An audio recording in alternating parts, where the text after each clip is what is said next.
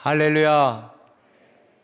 하나님께서 오늘도 우리를 주의 전으로 불러주시고 또 함께 예배할 수 있도록 인도해 주셨는데요, 우리 믿음을 가지고 한번 우리 자신과 가정과 우리 대한민국을 위해서 한번 축복하는 선포를 한번 합시다. 새로운 미래가 시작되었습니다. 새로운 축복은 이미 시작되었습니다. 할렐루야. 그렇게 하실 줄 믿습니다. 우리 하나님의 말씀을 같이 읽습니다. 로마서 2장 1절에서 11절 말씀을 번갈아며 읽도록 합니다. 로마서 2장 1절을 제가 먼저 읽습니다. 그러므로 남을 판단하는 사람아, 누구를 막론하고 내가 핑계하지 못할 것은 남을 판단하는 것으로 내가 너를 정죄함이니 판단하는 내가 같은 일을 행함이니라. 이런 일을 행하는 자에게 하나님의 심판이 진리대로 되는 줄 우리가 아노라. 이런 일을 행하는 자를 판단하고도 같은 일을 행하는 사람아, 내가 하나님의 심판을 피할 줄로 생각하느냐? 혹 내가 하나님의 인자하심이 너를 인도하여 회개하게 하심을 알지 못하여 그의 인자하심과 용납하심과 길이 참으심이 풍성함을 멸시하느냐? 다만 내 고집과 회개하지 아니한 마음을 따라 진노의 날 곧 하나님의 의로우신 심판이 나타나는 그날에 임할 진노를 내게 쌓는도다. 하나님께서 각 사람에게 그 행한 대로 보응하시되 참고 선을 행하여 영광과 존귀와 썩지 아니함을 구하는 자에게는 영생으로 하시고, 오직 당을 지어 진리를 따르지 아니하고 불의를 따르는 자에게는 진노와 분노로 하시리라.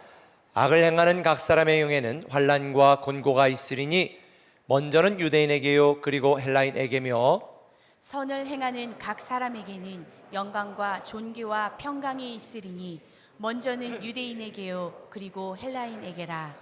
이는 하나님께서 외모로 사람을 취하지 아니하심이라. 아멘. 여러분 살면서 불평과 불만을 가져본 일이 있으시죠? 한 번도 없으세요? 나는 불평과 불만을 한 번도 가져본 일이 없다. 한번 손 좀, 죄송하지만 아마 그런 분들은 천사가 사람으로 가장하고 내려온 거지, 사실 우리는 인생을 살면서 다 불평과 불만을 가져본 적이 있을 겁니다. 저도 있습니다. 어릴 때는 어릴 때 나름대로, 성인이 되어서는 성인 나름대로 참 많은 불평과 불만이 우리에게 있었습니다. 근데 이 나이 들어보니까 사실 감사할 일이 불평하고 원망한 일보다 훨씬 더 많더라고요. 아직 저에게 남아있는 불평과 불만이 있다면 그건 저 자신에 대한 불평과 불만입니다. 더 잘 섬기고 더 잘 해낼 수 있었으면 좋았을 텐데라고 하는 그 아쉬움이죠. 사실 그런 게 불평과 불만이지 참 감사한 것 뿐입니다. 근데 아마 여러분 인생을 살아가면서 여러분에게는 아직도 많은 불평과 불만이 있을 수 있습니다. 직장 마음에 드세요? 생각해보면 우리 가정을 먹여 살리고 또 내가 생활할 수 있도록 만드는 축복의 터전인데 사실 많은 분들이 직장에 대하여 불평과 불만이 있습니다. 배우자에 대하여, 옛날 나이 많이 드신 어르신이 그런 얘기 들으셨죠? 어떻게 다시 태어나도 이분과 결혼하겠어요? 아, 당연하죠. 왜요? 그놈이요. 그래, 익숙한 놈이 낫지. 그런 얘기하는 걸 들었습니다. 어떤 분들은 우리 교회에 와서 예배 방식에도 불평하고 또 불만 있는 분들도 있어요. 아니 목사님 뭐 이건 이렇고 저렇고, 아 팔 아파 죽겠는데 왜 자꾸 손 들으라고 그러세요? 손 안 들어도 괜찮아요. 목사에 대해서 불평하고 불만 있는 분들도 있을지 모르겠습니다. 근데 여러분, 사실 우리가 생각해 보면 우리가 갖고 있는 불평과 불만은 감사의 조건인 경우가 사실 참 많습니다. 이번에 우리가 여름 캠프에 우리가 가정 캠프로 진행하기로 했거든요. 그래서 부모님들을 교사로 써서 지금까지는 캠프로 아이들 오라고 그랬지만 이제는 다 가정으로 캠프가 찾아가서 부모님들과 함께 자녀들이 캠프할 수 있도록 하면 좋겠다. 물론 마지막 날 한 번 집회는 각 처 부서별로 모여서 예배할 거지만요, 제가 이렇게 결정을 하니까 아우, 교회가 다 좀 하지, 교육자들 뭐 사례비 받고 뭐 하나, 이렇게 또 불평하고 불만 있는 분들이 있을지 모르겠습니다. 근데 제가 이번에 캠프온에서 온라인으로 각 가정에서 이렇게 캠프하도록 한 이유가 있습니다. 그럼 우리 자녀들을 코로나로부터 안전하게 지키기 위한 것도 첫 번째고요, 두 번째는 부모와 자녀들 신앙의 성숙을 위해서입니다. 얼마 전에 목회 데이터 연구소에서 내놓은 결과를 보니까 자녀들의 신앙에 가장 큰 영향을 준 사람이 누구냐면 어머니예요. 부부가 다 교회 다닐 경우에 37%, 아버지는 23%. 그러니까 아이들의 신앙에 영향을 준 분들은 부모가 60%예요. 교학교 교사가 몇 프로인 줄 아세요? 6%밖에 안 되더라고요. 그래서 가정 캠프라는 게 사실은 부모와 자녀를 위해서 가장 좋은 기회입니다. 그동안 이 자녀 교육을 많은 분들이 교회에게 맡겼어요. 교회가 책임져라. 그러다 보니까 어느 교회가 교회학교 시스템이 잘 돼 있는가 찾다가 우리 교회 오신 분들도 꽤 계십니다. 잘 오셨습니다. 역시 지혜롭고 현명하세요. 그런데 여러분 이거 아세요? 우리 교회가 모든 여러분의 자녀의 신앙교육을 책임질 수 없습니다. 사실 교회는요, 자녀들의 신앙교육을 보조하는 역할에 그칩니다. 우리 교회 다니는 아이들 대부분 교회에 대하여 만족하고 좋아합니다. 제 목회에 대한 조그만 소망이 있다면 우리 다음 세대 자녀들이 우리 꿈의 교회를 좋아해서 교회에 등록하고 부모들이 더 좋아하는 교회, 이게 제 목회의 기대입니다. 그런데 일반적으로 보니까 교회 학교 다니는 일반적인 아이들은 자기가 다니는 교회 학교에 대하여 불만을 갖고 있다라고 답변을 했더라고요. 왜냐? 공과 공부 시간이 너무 길고 교사들의 가르치는 방식이 불만이다. 교사들이 준비를 잘하지 않는다. 이렇게 답변을 했어요. 그런데 사실 우리 교회는 파트 전사님들은 풀타임은 내일 지구의 종말이 올 것처럼 열심히 하고 있습니다. 아이들은 또 지루한 설교와 교사들의 관심과 사랑이 없어서 교회 가기 싫다, 이렇게 답변을 했어요. 근데 우리 교회는 아이들이 대부분 다 교회가 재밌다라고 말하죠. 저도 우리 교회학교의 이 온라인 영상을 애청하고 있는데요, 정말 재밌습니다. 뭐 유년부, 소년부부터 시작해서 너무 재밌습니다. 제가 중등부가 조금 재미가 없어가지고 고등부하고 야, 나 별로 보기 싫다야 그랬더니 그 다음 주부터 바로 또 좀 재밌게 바뀌더라고요. 그런데 여러분, 교회에 불만이 있다고 답변한 10명 중에 4명의 아이들이 어른이 돼서 내 마음대로 할 수 있으면 난 교회 가지 않겠다라고 답변했어요. 지금 부모님의 등살에 억지로 가고 있다. 그러니까 10명 중에 4명은 어른이 되면 교회 안 다닌다는 얘기예요. 근데 이 안타깝게도 이들이 교회를 이탈하는 것은 부모님들의 37%가 교회 가기 싫어 이럴 때 처음에 몇 번 얘기하다가 37%가 아예 알아서 해! 그리고 내버려둔대요. 이게 아이들이 교회를 이탈하는 가장 큰 이유 중에 하나입니다. 제가 오늘 이 얘기를 하는 건 여러분 자녀들에게 교회 가기 싫어하는 자녀들에게 교회 가라고 잔소리하라고 강요하는 게 아니에요. 자녀들에게 당연히 불평과 불만이 있을 수 있죠. 이걸 이번 가정 캠프를 통해서 진작에 신앙에 대해서 인생에 대해서 나눠보고 아이들이 신앙으로 다시 돌아올 수 있도록, 다시 말해서 자기주도 신앙을 가지고 아이들이 적극적으로 신앙생활을 할 수 있도록 만드는 기회가 되었으면 좋겠다. 교회 주도가 아니고 사실은 가정에서 가정 캠프를 진행하지만 자녀들이 주도해서 신앙생활을 할 수 있는 동기부여하고 그런 기회가 됐으면 좋겠다. 이게 제 이번 여름 캠프의 목표입니다. 그래서 자녀들도 항상 하나님과 연결되어 온되어 있도록 만드는 것. 제가 교회학교 얘기하니까 교회학교 애들 없는 분들은 좀 지루하시죠? 성적 얘기해 볼까요? 그럼 좀 관심 있을 것 같은데. 얼마 전에 아이들이 비대면으로 공부를 다 한 다음에 대면하면서 학력고사를 봤는데요, 발표된 결과를 보니까 이렇더라고요. 상위권 아이들은 거의 대부분 상위권 성적을 유지했는데, 안타깝게도 중위권 성적을 유지했던 아이들이 대거 하위권으로 전락했어요. 하위권은 뭐 말할 것도 없이 원래 하위권이었고, 근데 그 이유가 뭔지는 나오지 않았더라고요. 그런데 제가 생각할 때, 제가 판단한 건 이거예요. 상위권 아이들은 원래 공부를 잘하고 주도적으로 공부하기 때문에 자기 주도 학습에 대한 동기부여가 되었기 때문에 학교를 가든 안 가든 학원을 가든 안 가든 지가 스스로 알아 공부하니까 상위권을 유지하는데, 중위권 중에 학교 가야 되니까 가고 부모님이 학원 안 가면 혼내키니까 학원 가고 이렇게 수동적으로 떠밀려 공부했던 아이들은 비대면이 되어지고 학원도 못 가고 학교도 못 가니까 부모님이 공부해 라고 그래도 공부하는 척만 한 거지 공부를 안 한 거죠. 그리고 컴퓨터 게임만 한 거죠. 그러다 보니까 부모가 볼 때는 방에 들어가 공부하는 줄 알았지만 아무도 통제하거나 관리하지 않으니까 자기 주도적인 학습에 익숙하지 않았던 아이들은 당연히 공부에 게을리하게 되고 성적이 떨어질 수밖에 없는 거예요. 결국 신앙생활도 저는 마찬가지다. 제가 생각할 때 지금 믿음이 좋은 일부 성도님들은 믿음이 점점 더 좋아져요. 왜?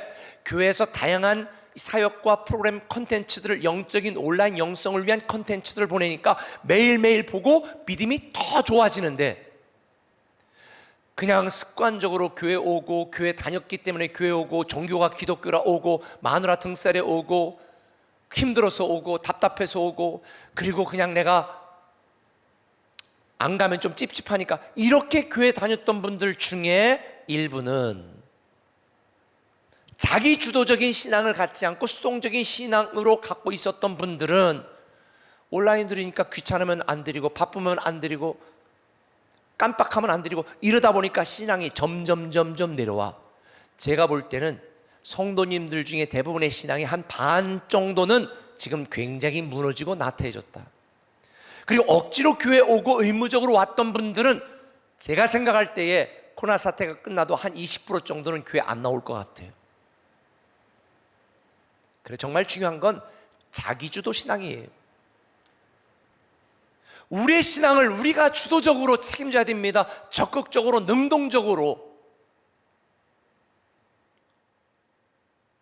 우리가 자기주도적인 신앙을 갖지 않으면 이제는 우리의 신앙은 나도 모르게 부실해져서 결정적인 고난과 위기의 순간에 우리는 신앙이 망가질 수도 있다는 거죠.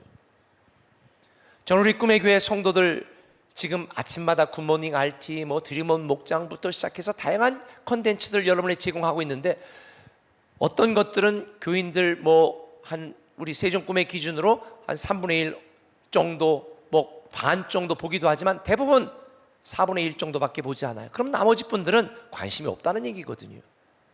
이렇게 수동적인 신앙을 갖고는 우리의 믿음이 자라지 않고요, 믿음이 자라지 않는다는 얘기는 우리의 마음도 곤고해지고 우리의 영혼도 피폐해져서 결국 우리의 삶이 망가지고 무너질 수 있다는 거예요. 저는 여러분들이 자기 주도적인 신앙을 가지고 항상 하나님과 연결된 온 신앙을 유지하기를 예수님의 이름으로 축원합니다. 지금 많은 성도님들 중에 하나님께 화난 분들도 계세요.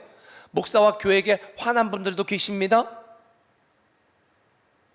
기도할 때는 우리 교회가 세계적으로 선교 많이 하는 교회 되게 하시고, 우리 목사님이 선교를 위해서 이렇게 교회를 위해서, 한국 교회를 위해서 많이 쓰임받게 해주시고, 교회도 세우게 하시고, 그래서 새로운 꿈에도 세우고 제가 막 미치도록 바쁘게 다니니까 불평이 생겨, 불만이 생겨. 내가 필요할 때 기도해주고, 내가 필요할 때 상담해주고, 내가 필요할 때 함께 해줘야 되는데 코빼기도 못 보겠네.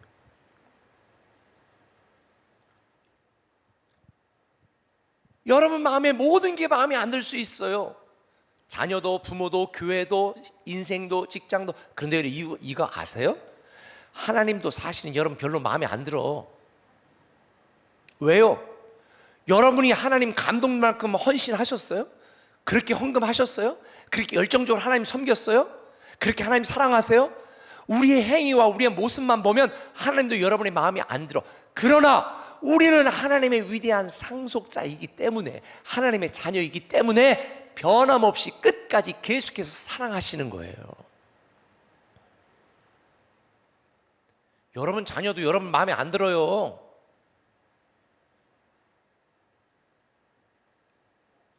목사들도 여러분 마음에 안 드는 분들 계실 거예요. 근데 저는 우리 교회는 다 좋아해요. 다 마음에 들어요. 그냥 헌신 안 하시는 분은 존재해 주시는 것만으로도, 우리 교회 다녀주시는 것만으로도 저는 굉장히 마음에 들고 좋아요. 그러나 제 기대는 정말 성숙한 신앙, 모두 성공된 인생을 살기를 저는 바라는 거지요. 우리도 내가 내 마음에 안 드는데 어떻게 내가 사랑하는 인생과 세상이 마음에 들겠어요? 그래서 우리는 용납하고 사랑하라는 건데, 그렇지 못했던 성도들이 있어요. 그 성도들이 누구냐? 오늘 본문에 소개되는 로마교회 성도들. 로마교회는요, 유대인과 헬라인과 다양한 이방인들이 있었습니다. 지금 마치 우리 세종 꿈의 교회와 같아요. 장로교, 감리교, 성결교, 순복음, 침례교, 서울, 부산, 대구, 찍고 저 경남, 거제부터 다양한 곳에서 오신 분들이 많아요. 그러니까 이 문화와 신앙의 컬러가 다 다르죠. 근데 우리 교회가 이렇게 부흥하고 성장하고 서로 사랑하는 건 기적이에요. 기적. 안디옥 교회 같아. 기적이에요. 뭐 공주 꿈의 교회 같은 경우는 87%가 그냥 아예 우리 공주 꿈의 교회부터 신앙생활 시작한 분들이 대부분이라 문제가 없어. 다 우리 교회가 원래가 이러려니 그러거든요. 그런데 우리가 다양한 문화, 이 로마 교회가 이런 혼합 공동체였습니다. 그러다 보니까 많은 문제가 생겼죠. 특별히 문제를 일으킨 사람들 중에 유대인 성도들이 그랬습니다. 유대인들은 자기들이 하나님의 선민이라고 주장을 했어요. 거기까지는 괜찮아요. 당연 맞는 말이니까. 근데 유대인들이 자기들만 하나님의 선민이라고 주장하면서 다른 이방인 성도들을 비판하고 무시하기도 하고, 자기들 마음에 들지 않는다고 왜 할례를 안 받느냐고, 하여간 막 이렇게 불평과 불만이 많아. 교회 분란이 생기니까 아직 로마에 가지 못했던 사도 바울이 고린도 교회에서 로마 성도들을 위해 쓴 편지가 바로 오늘 로마서예요. 사실 우리가 신앙생활하거나 인생을 살거나 직장생활하거나 우리가 살아갈 때 많은 불평과 불만이 생길 수 있습니다. 그래 마음의 평안을 잃어버리고 기쁨을 잃어버린 경우가 있습니다. 그럴 때 어떻게 해야 될까? 한번 따라합시다. 하나님의 기준을 생각하라. 하나님의 기준을 생각해야 돼요. 11절에 보니까 이는 하나님께서 외모로 사람을 취하지 않으신다. 세상 사람들은 보이는 것을 기준으로 판단하고 평가하지만 하나님은 외모를 기준으로, 보이는 것을 기준으로 판단하고 평가하지 않는다는 거죠. 세상은 윤리 도덕적인 기준을 가지고 판단하고 평가하지만 하나님은 믿음을 가지고 판단하고 평가하십니다. 선악의 기준이 달라요. 세상에서의 선은 많은 사람들, 자기 이익을 주장하고 대변하는 많은 사람들의 합이 선일 뿐입니다. 그러니까 옛날에는 맞고 지금은 틀리다, 그때는 틀리고 지금은 맞다, 이런 말도 안 되는 선악의 기준이 바뀌는 상황이 우리가 살고 있는 시대입니다. 본문에서 보면 오늘 외모라고 하는 이 원어는 원래 법적인 용어입니다. 그래서 불공평, 편파심, 편견, 편애라는 뜻을 갖고 있습니다. 당시 로마의 재판장들은 그 사람의 경제적인 상황이나 지위나 학벌이나 이런 걸 고려해서 재판을 했어요.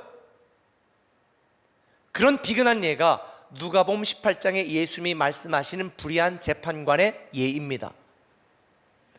가난한 과부가 억울한 일을 당했습니다. 재판해달라는데 재판을 안 해주는 거예요. 그래, 아침에 찾아갔습니다. 나 억울해요. 점심에 찾아갔어요. 나 진짜 억울하다니까. 저녁에 찾아갔습니다. 나 진짜 억울해요.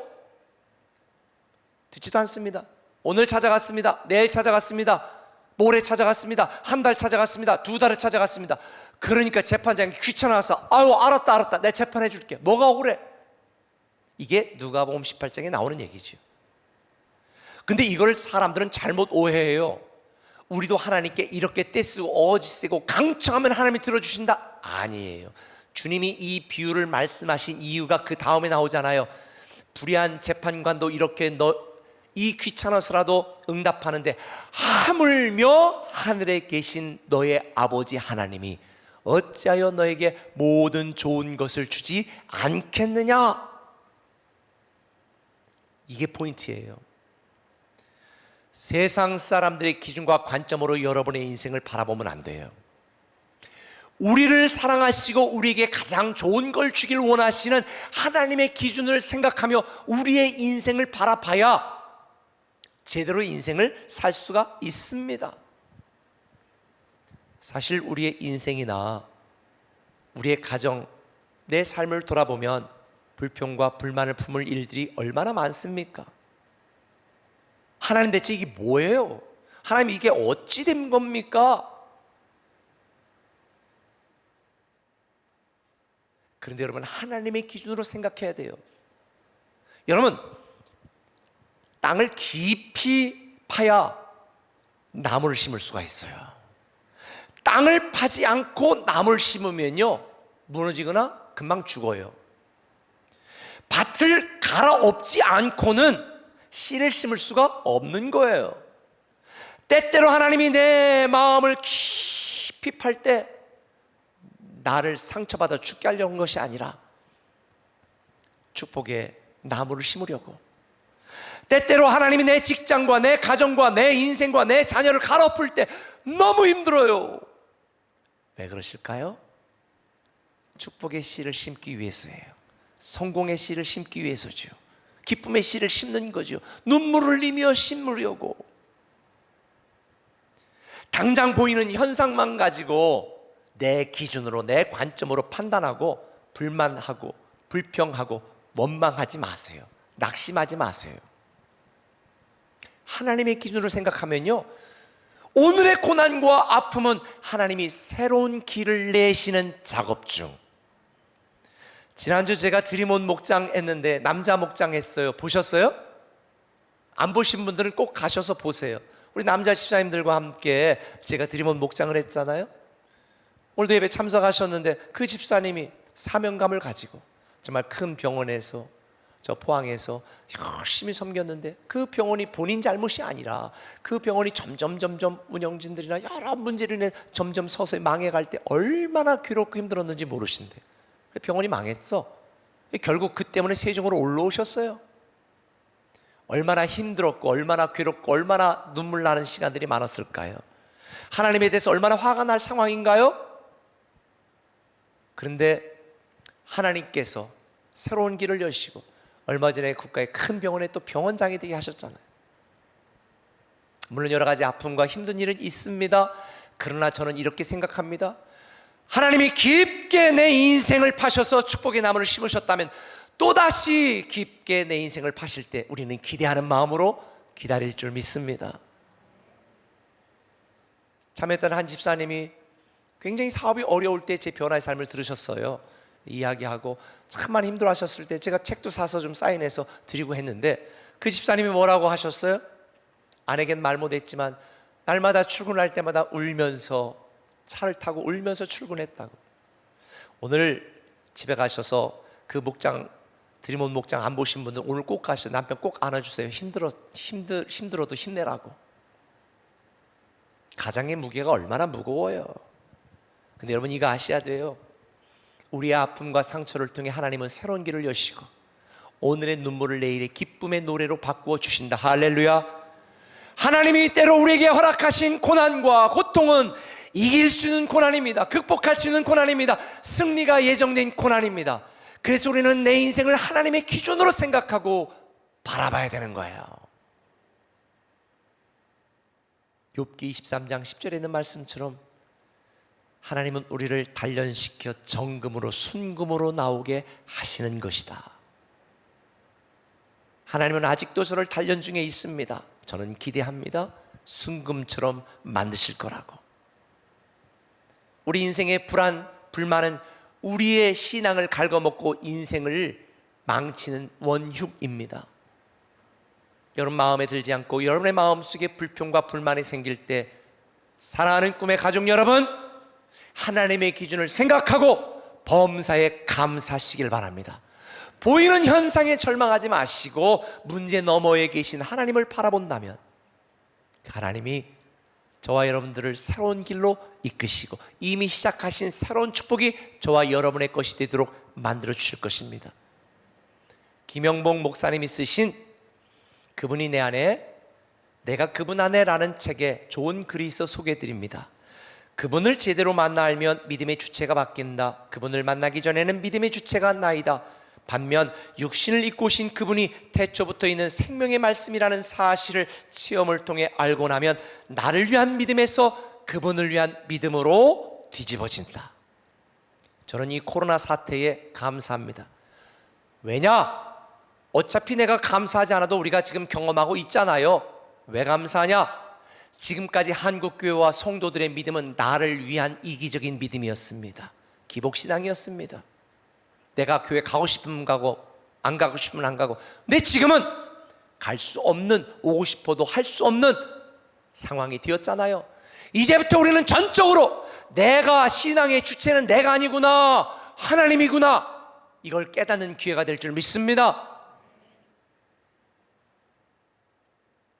나를 위한 믿음에서 그분을 위한 믿음, 하나님을 위한 믿음으로 우리의 신앙의 패턴이 완전히 바뀌어야 됩니다. 오늘 신청해서 현장 예배 오신 분들은 하나님께 더 감사해야 돼요. 신청 받아줬으니까. 안 받아줬으면 어떡할 거예요? 마감됐습니다 하면 어떡할 거예요? 매 예배마다 한 50명씩 이렇게 그냥 현장 신청 안 하시고 오시는 분들도 계신데, 2부 때는 그분들, 왜냐하면 신청한 분들을 먼저 본당에 입장해야 되니까, 그래서 2층 카페 스토리에서 영상으로 예배 드리셨습니다. 꼭 신청하고 오셨으면 좋겠어요. 여러분, 나를 위한 믿음에서 그분을 위한 믿음으로 바뀌어야 됩니다. 그래야 우리의 인생이, 마음이 평안해집니다. 행복해집니다. 두 번째, 한번 따라합시다. 하나님의 평가를 준비하라. 하나님의 평가를 준비해야 됩니다. 한번 6절부터 같이 읽읍시다. 시작. 하나님께서 각 사람에게 그 행한 대로 보응하시되 참고 선을 행하여 영광과 존귀와 썩지 아니함을 구하는 자에게는 영생으로 하시고, 오직 당을 지어 진리를 따르지 아니하고 불의를 따르는 자에게는 진노와 분노로 하시리라. 이 말씀의 핵심이 이거죠. 하나님은 각 사람의 행한 대로 보응하신다, 평가하신다, 심판하신다. 하나님이 심판하고 평가하는 때가 반드시 오니까 너희는 준비하라는 거죠. 뭐로? 행함으로 준비하라는 거죠. 선을 행하되 참고 행하라는 거죠. 여기서 선이라는 말은요, 단지 윤리 도덕적인 선을 의미하는 거 아닌 거 아시죠? 제가 여러분에게 설명드린 것처럼 모든 사람은 죄인이고 선하신 분은 한 분밖에 없습니다. 성경에서 말하는 선은 하나님입니다. 하나님만이 선입니다. 선한 일, 선한 행실을 산다는 것은 하나님 중심으로 하나님을 위하여 하나님과 함께 하나님 안에 살아가는 삶을 의미합니다. 그게 선이에요. 그런데 오늘 말씀에서 꼭 알아야 될 게 있어요. 오늘 말씀의 핵심이 뭐예요? 선이 무엇인지를 알아라 하는 것도 아니고요, 선을 기준으로 생각하라, 여기서 끝나는 것도 아니에요. 선을 행하라는 것입니다. 마음에 안 드는 답답한 그 순간에도 하나님 중심적으로, 하나님 기준으로 참고 견디고 버티며 살아가라는 거지요. 선을 행하라는 거지요. 모든 상황 속에 내 마음에 들지 않고 불평과 불만이 생겨도 내 기준으로 판단하고 평가하지 말고 하나님의 기준으로, 하나님이 평가할 그날을 준비하며 우리는 선을 행하는 삶을 살라는 것입니다. 그래서 로마서 2장에 보면 행함이라는 단어가 8번이나 반복됩니다. 7절, 8절에 보면 선을 행하는 자는 영생을 얻고 악을 행하는 자는 진노를 얻는다. 9절 10절에서 다시 한번 반복하지요. 선을 행하는 자는 영광과 존귀와 평안을 얻거니와 악을 행하는 자는 환난과 진노가 임한다. 모든 일에는 평가가 있고 모든 일에는 결과가 따르는 거지요. 저와 여러분, 우리는요 지금 하나님이 허락한 유한한 인생을 살고 있는 존재입니다. 이 인생을 마치고 하나님 앞에 섰을 때에 우리는 반드시 평가를 받게 돼요. 그때 하나님이 물어볼 거예요. 너희 어떻게 잘 살다 왔어? 네. 제가 집값 빚값 이게 막 미친 듯이 올라갈 때 제가 어떻게 잘 오르전에 사가지고요 많이 남겨서 우리 애들한테 하나씩 잘 남겨주고요 뭐 잘 살다 왔습니다. 그거 말고 잘 살다 왔어? 내 직장생활 열심히 하고 교회생활 열심히 하고 잘 살다 왔습니다. 그거 말고 잘 살다 왔어?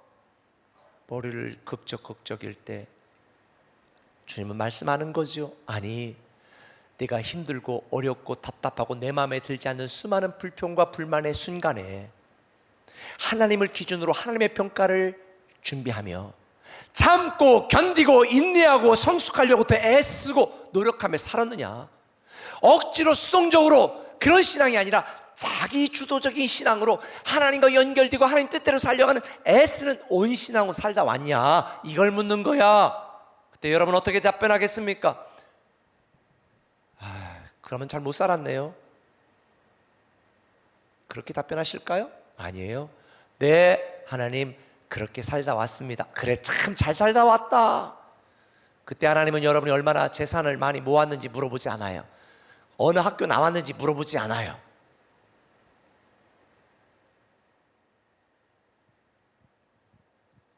고린도서 5장 10절은요 이렇게 말합니다. 우리는 모두 그리스도의 심판대 앞에 나타나야 합니다. 그래서 각 사람은 선한 일이든지 악한 일이든지 몸으로 행한 모든 일에 따라 마땅한 보응을 받아야 됩니다. 오늘 본문 2절도 말합니다. 이런 일을 행하는 자에게 하나님의 심판이 진리대로 되는 줄 우리가 아노라. 제가 이번 주 굿모닝 RT에서 이야기했죠. 새로운 꿈에게 소개하면서 우리는 복음을 아는 자에 끝나는 것이 아니라 복음을 사는 자가 되어야 되고, 복음을 듣는 자에 끝나는 것이 아니라 복음을 행하는 자가 되어야 되고, 복음을 가진 자에서 머무는 것이 아니라 복음을 생활하는 자가 되어야 된다. 하나님의 말씀을 수용하고 하나님의 말씀을 실행할 수 있는 이 믿음이 진짜 믿음입니다. 행함 있는 믿음으로 하나님의 평가를 준비하는 여러분 되시길 바랍니다. 여러분의 마음에 안 들고 불평이 생길 때 참 많을 거예요. 그때 우리를 끝까지 참아주시며 우리가 마음에 안 들지만 그럼에도 불구하고 우리에게 가장 좋은 걸 주길 원하시는 하나님을 생각하며 하나님의 기준으로 생각하고 하나님의 평가를 준비하는 저와 여러분들 되었으면 좋겠습니다. 본문 8절에 보면 당을 지어라는 말이 나옵니다. 당을 짓는다는 말은 뭐 민주당에 가입하고 뭐 통합당 지지하고 이 의미가 아닙니다. 이기적인 욕망을 의미합니다. 당을 짓는 사람들은 자기의 소욕을 따라 사는 사람을 의미하는 것입니다. 성경은 말합니다. 당을 짓는 사람들, 나를 위한 믿음, 내 욕심과 소욕을 따라 행하는 자들에게는 하나님이 진노와 분노로 평가하신다. 그러나 참고 어렵고 힘든 중에도 하나님 뜻대로 하나님 중심적으로 살아가려고 애쓰는 성도들에게 영광과 존귀와 평안을 주신다. 이스라엘이 망한 이유는 뭘까요? 하나님이 보시기에 좋은 인생을 산 게 아니라 자기 보기에 좋은 인생을 살았습니다. 그들은 자기 욕심과 자기 소욕을 따라서 자기 소견대로 자기들이 하고 싶은 대로 살았습니다. 이스라엘 역사상 솔로몬 왕 사후 가장 이스라엘 경제적으로 국가적으로 부강하고 잘 살게 만든 왕은 오므리 왕입니다. 오므리 왕조 시대예요. 그런데 사람들의 평가와 하나님의 평가는 달랐습니다. 하나님은 오므리를 이렇게 평가하셨습니다. 오므리가 여호와 보시기에 악을 행하여 그 전에 모든 사람보다 더욱 악하게 행하여 여호와 하나님을 노하게 하시니라. 제가 생각해 보니까 오므리는요 자신만만했죠. 국가도 번영하고 무역을 하면서 백성들 잘 먹고 잘 살게 만들었죠. 뭐 하나님 안 믿어도 너무 잘 나갔어요. 그러다 보니까 뭐 니들이 섬기고 싶은 우상 섬겨 꼭 하나님 아니라도 돼, 다원주의를 표방했죠. 하나님이 경노하셨습니다. 노하셨습니다. 여러분 잘 나갈 때 조심하세요. 잘 되고 있을 때 교만하지 마세요. 때로 우리 인생의 고난과 고통이 오는 그게 축복이라는 이유는 그래서 더 하나님께 절박하고 갈급하게 나아가기 때문이지요. 사랑하는 꿈의 가족 여러분, 여러분 보기에 좋은 인생을 살아가지 마시고, 여러분 생각에 좋은 인생을 살아가지 마시고, 하나님 보시기에 하나님 기준에 따라 하나님의 평가를 준비하는 멋진 인생을 살아가시기를 예수님의 이름으로 축원합니다.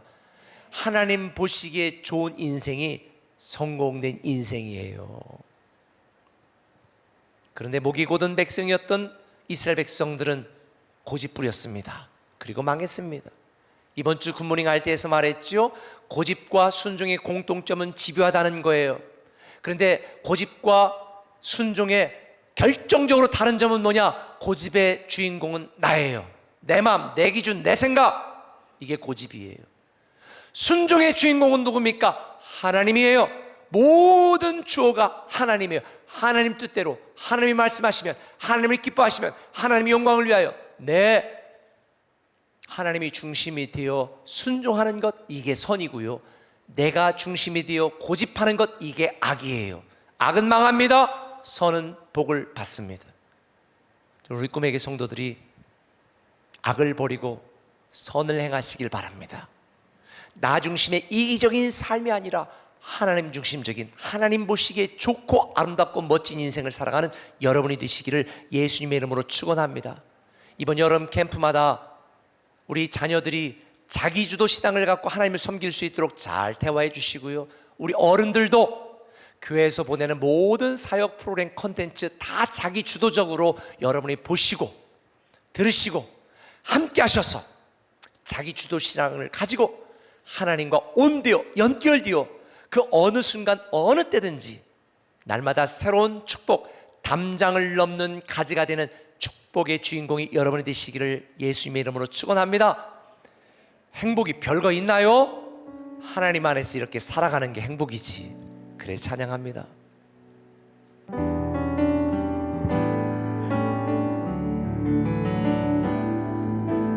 화려하지 않아도 정결하게 사는 삶, 가진 것이 적어도 감사하며 사는 삶, 내게 주신 작은 일 나눠주며 사는 삶, 이것이 나의 삶의 행복이, 이것이 행복, 이것이 행복, 행복이라고 세상은 알 수 없는 하나님 선물, 이것이 행복, 행복이라고 하나님의 자녀로 살아가는 것, 이것이 행복이라고.